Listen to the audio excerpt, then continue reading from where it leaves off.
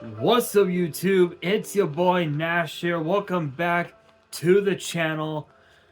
Wow, guys. What a way to end 2023 for WWE. Hell of a way to show the world why we are NXT. Guys, tonight I'm going to be giving you guys the result of NXT Deadline. Honestly, just by looking at this card, it was absolutely incredible. But as I've said in previous videos, we are now on the road to 500 subs, and the moment we do get to 500 subs, I'm opening up this Korean LOB booster box that I got from my partners at Collector Store. So be sure to check them out. Link and address will be in the description below. On the hopes to potentially pull cards like Blue Eyes White Dragon, Dark Magician, Red Eyes Black Dragon, Monster Reborn, Pot of Greed. The possibilities are out there. But if we get to 1,000 subs, I'm opening up this first edition LOB booster box in its entirety on the channel that I also got from my partners at Collector Store on the hopes to potentially pull a collector's rare out of this set. But it wouldn't be the first time that I pulled a collector's rare, because I also pulled this. Freshly pulled out of my Genesis Impact box opening that I did several months back. Is a collector's rare B-Cop from the Underworld. This card is absolutely beautiful. I am going to be getting this card graded, but I never really came up with a good opportunity to do so. But with that being said, guys, if you guys want to see those boxes get opened, maybe you guys want more episodes of WWE's Biggest Issue. Maybe you guys want more episodes of Yu-Gi-Oh's Biggest Issue, deck profiles, card discussions, WWE topic videos, or maybe, just maybe, you guys want some premium live event predictions and results. Well, if you guys want all of that and more, my channel is the place to be. So if you guys are new to the channel, and I know that a lot of you guys are, make sure you guys subscribe to the channel, turn on the notification bell, smash that thumbs up button on this video, and as always, make sure you guys are following me on all of my social media. My ads will be in the description below, as will the info to my fan mail. It'll also be in the description as well. And I want you guys to post in the comments below answering the question of the day, which is this. Among the card as it sits, which match from NXT Deadline did you consider to be match of the year? Because honestly, any one of these matches could have been match of the year. But let me know down in the comments below. And we are going to kick things off, obviously, with the kickoff show, as Nathan Frazer went one-on-one with Axiom. And honestly, you look at both of these guys, and it's just pure magic when it comes to both Axiom and Nathan Frazer. If you see those two, like one or even both of them in the ring together, you know damn well there's going to be some magic. And tonight was no different. Even though this was on the kickoff show, this was a banger of a match, as we saw Axiom pick up a victory over Nathan Frazer using the golden ratio and a nice little sign of sportsmanship with a nice little handshake at the end. But then we move into the main card, and it kicked off with the NXT North American title between the Judgment Day's Dominic Mysterio and, of course, Dragon Lee, with Rey Mysterio not only on the side of Dragon Lee, but also on commentary for that matchup. And this is absolutely insane. You can never go wrong with Dragon Lee in a match on NXT. Yes, it's true that he has sprung up a few victories, excuse me, on SmackDown, and yeah, he may have lost a couple of matches, but this was basically the pivotal moment for Dominic Mysterio to prove to the world that even without the Judgment Day, he can still pull it off and still walk away with the victory. But unfortunately, it was not meant to be. All these heels in WWE have basically proved my theory right. They can't get shit done without help. And Dom basically proved my theory right, as we saw Dragon Lee finally defeat Dominic Mysterio with an inverted flatliner. With a sort of like an inverted flatliner. I don't know what the hell he calls that move, but it's essentially like an inverted flatliner of sorts to finally become the NXT North American champion. Now he's bringing the title over to SmackDown, and now the question is, how's Mommy gonna react? Ugh. Mommy ain't gonna be so happy with that. So yeah, I can pretty much guarantee that Rhea Ripley is gonna give Dom another rematch, and the Judgment Day is gonna help Dominic Mysterio win back the North American title, thus tying Johnny Gargano with 3 NXT North American title runs. Is it possible? Absolutely. Is it bound to happen? Probably. It's bound to happen. But next up, we have the Women's Iron Survivor Challenge that featured Tiffany Stratton, Lash Legend, Blair Davenport, Kalani Jordan, and Fallon Henley. Now, before I get to the rules of the Iron Survivor Challenge, I do want to give you guys a simple reminder that this coming Monday on WWE's Biggest Issue, which is my little series, I'm going to be doing a full in-depth review of NXT Deadline, just like I do with every single other premium live event. And get ready for that. That's going to be a bit of an interesting one to talk about. But the rules of the Iron Survivor Challenge are very simple. The superstars who drew numbers 1 and 2 will start the match. At every 5 minutes, another superstar will enter, and this will go on until all 5 superstars have made their way to the ring. However, during the process in which superstars are entering the match, you can still pick up a pinfall, a submission, or a disqualification victory, in which whoever does get pinned or gets submitted must exit the ring and go to the penalty box for 90 seconds. At the end of the 25 minutes, whoever scores the most points on the women's side will not only become the Iron Survivor, but will challenge Lyra Valkyria at New Year's Evil for the NXT Women's title. And for the men's side, it will be a shot against Ilya Dragunov at New Year's Evil for the NXT title. This was a bit of an interesting one because the order of entry went as follows: Fallon Henley, Blair Davenport, Tiffany Stratton, Kalani Jordan, Lash Legend. That was the order of entry, and it's interesting because you look at all five of these women, and out of all 5 of them, Tiffany Stratton is the only one who has been NXT Women's Champion, but Fallon Henley is the only one who's been a tag team champion as well. Where as opposed to Blair Davenport, she's traveled all over the world and won championships left and right.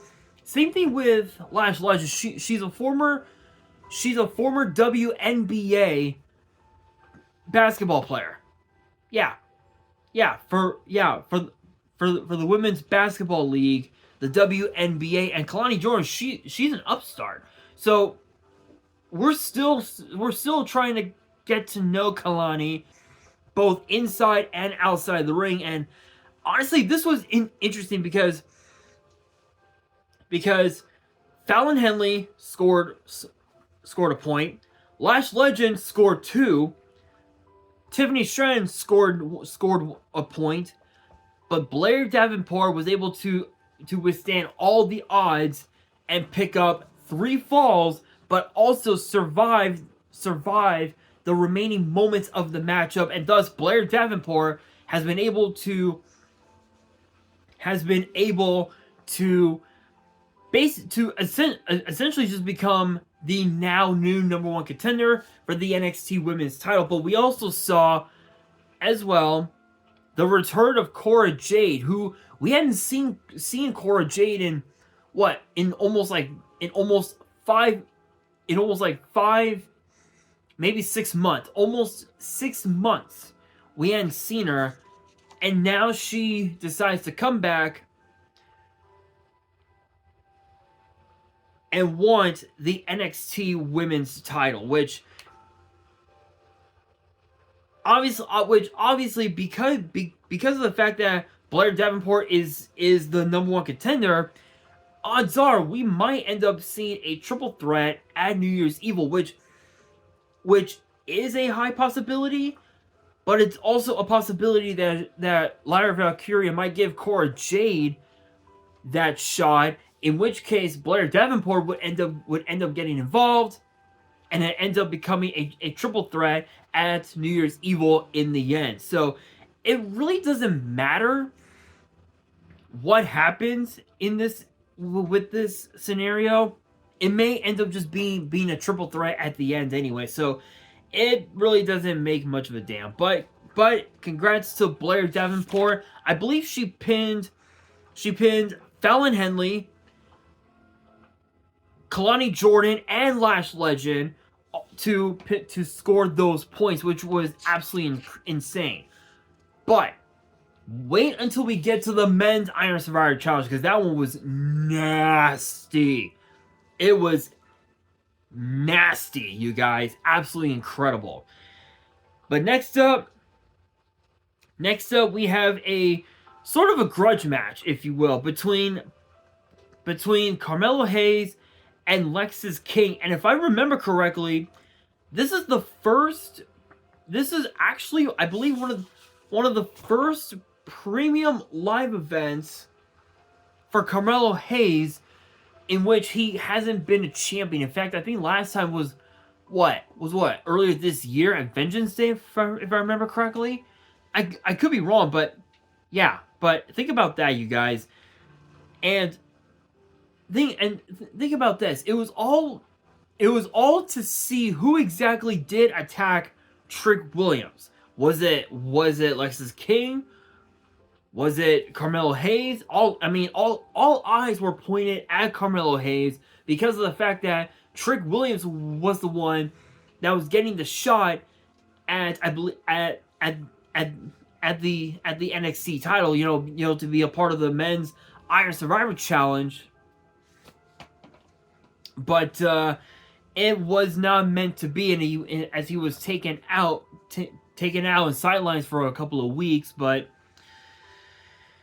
then NXT Anonymous showed footage of Lexis King sneaking in, and then you guys all already know. This was interesting because Lexis King was playing mind games with Carmelo Hayes, and if you really think about it, there's a reason why Lexis King was the son of the late great Brian Pillman Sr.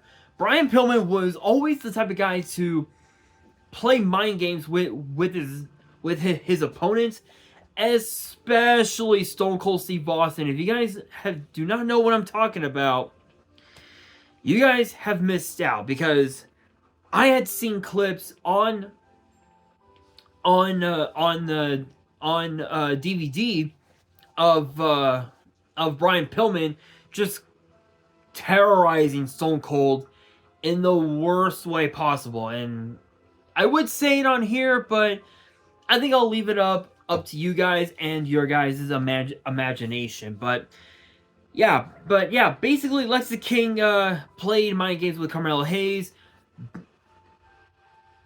but it just wasn't enough. As Carmelo Hayes reverted back to the Carmelo Hayes that we all used to know, that we all know and love. Just hard hitting offense from Hayes, And the closing moments, we saw Carmelo Hayes hit Lexis King with nothing but net to pick up the victory. And Lexis King even said that it was not him who attacked Trick Williams. But if it wasn't him, and if Melo's name has been cleared, then who the hell could have attacked Trick Williams? It could have been one of the members of the, one of the superstars from the men's Iron Survivor Challenge, which is possible.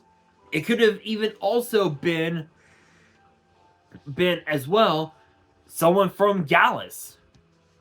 Could have been Joe Coffey for all we know. No one knows. But I will say this: we will find out eventually. But speaking of Trick Williams, we got the men's Iron Survivor Challenge, but that featured Dijak, the aforementioned Trick Williams, Josh Briggs, Braun Breaker, and Tyler Bate. And the order of entry, well, let's just say that it didn't really shock us all, to be quite frank. Dijak, Josh Briggs, Tyler Bate, Trick Williams, Braun Breaker.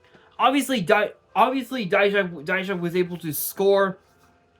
to score the first fall. Actually, all 5 of these men scored at least a fall or 2. In fact, once Braun Breaker got involved into the match, not only did he pin Dijak, he pinned Josh Briggs, and I think also Trick Williams.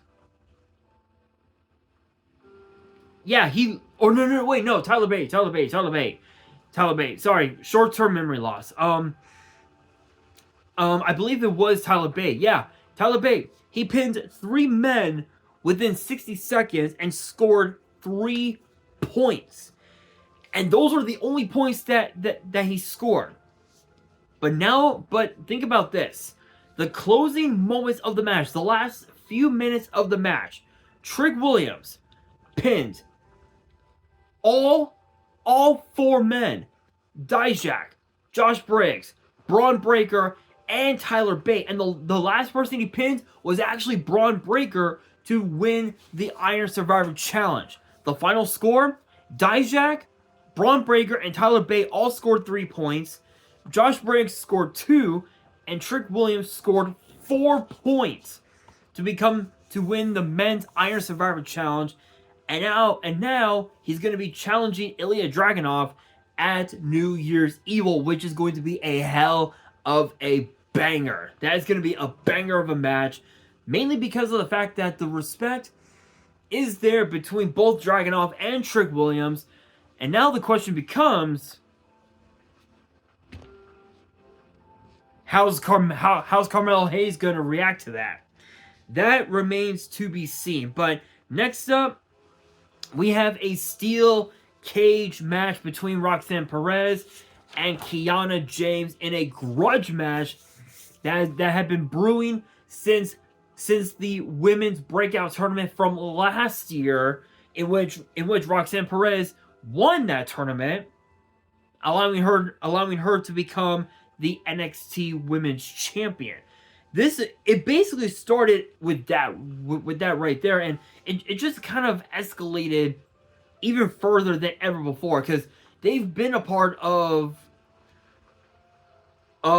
Weapons Wild matches. They've been a part of so many so many different brawls backstage and whatnot, but this had to come to an end, but it really didn't. All